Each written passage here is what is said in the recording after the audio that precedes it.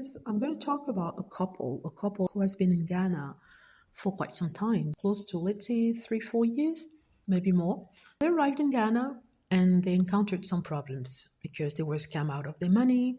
They managed to get through it through a friend that they met there, and they were able to buy some land and live off the land in a tent for a year before starting to work on the project. They decided that they would help people outside, people, diasporians who, like them, wanted to escape London because they came from London or wherever places these people were. They decided to go ahead and sell some lands, right?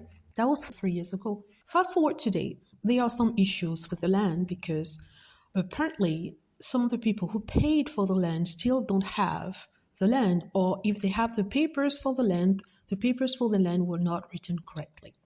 Now they're accusing that couple of being scammers. We're talking about the couple behind the YouTube channel Lyfe with the Kings.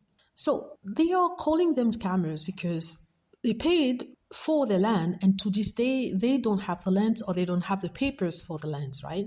And the husband of the duo Lyfe with the Kings tried to explain himself, saying that he did his best to get their papers. Some people it took sometimes 2 years, maybe more, or it's still taking sometimes, but he was working hard at rectifying the situation. He said he was hijacked by some other people who wanted to break him down. I was able to follow the people he was referring to, and to me it seems as these people were people who were tired of waiting, who had spent a lot of money buying the lands of the Kings and who hadn't had the land back yet, and they had sacrificed so much for that, selling everything they had in the UK, selling everything in order to move to Ghana, but they didn't see anything at all. So they took matter in their own hands and decided to go to the place where the Kings were living to talk to the chief and managed to salvage the situation, which meant that the couple from Lyfe with the Kings ended up losing all control over, I would say, everything, the lands that they had been selling.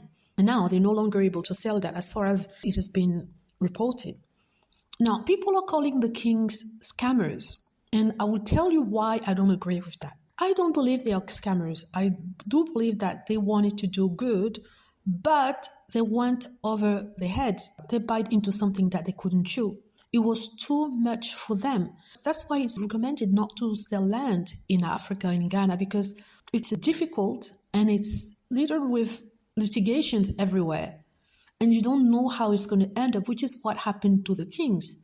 The Kings did sell the land they got from the chief. And they gave the money to the chief. But then, according to some people, the chief didn't pay the people who were working on the land, creating, therefore, some issues. And the Kings ended up, between quotes, being responsible of the fact that the people who they took the money from for the land didn't receive the land itself.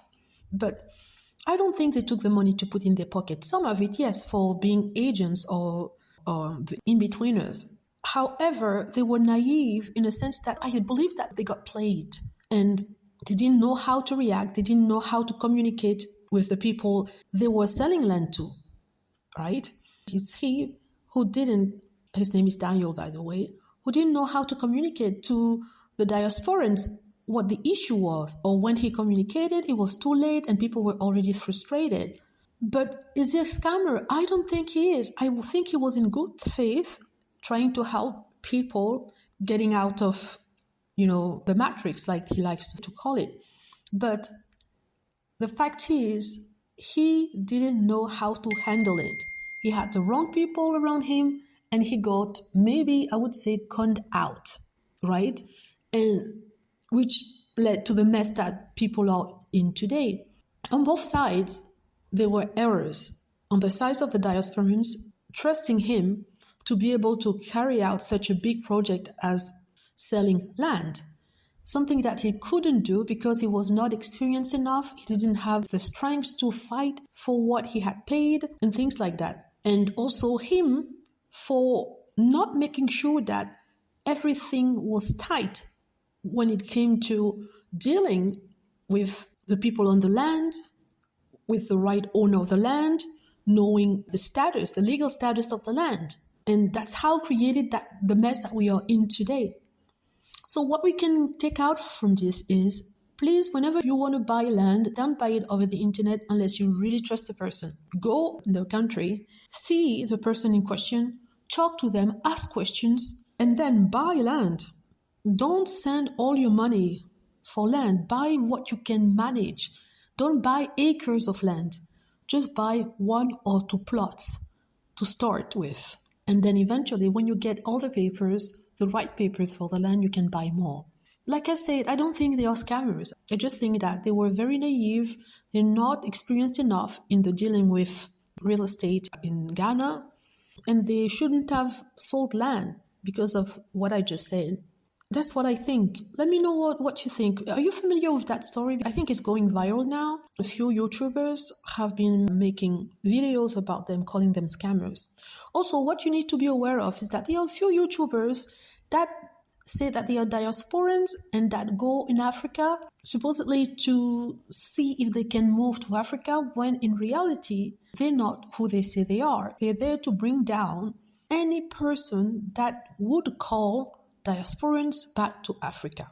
I'm not going to develop what I'm saying here, but be aware that some people, some YouTubers are passing for what they're not.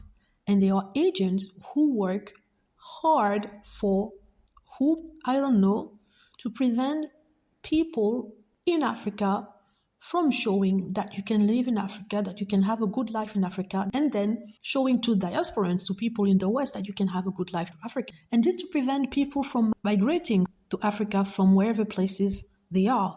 And why do they do that? That's the question. That's for another video. Anywho, let me know what you think. Hope you like the video. Feel free to click on like if it's the case, subscribe for more videos, and click on the notification bell to be notified when I post a new video. Thank you.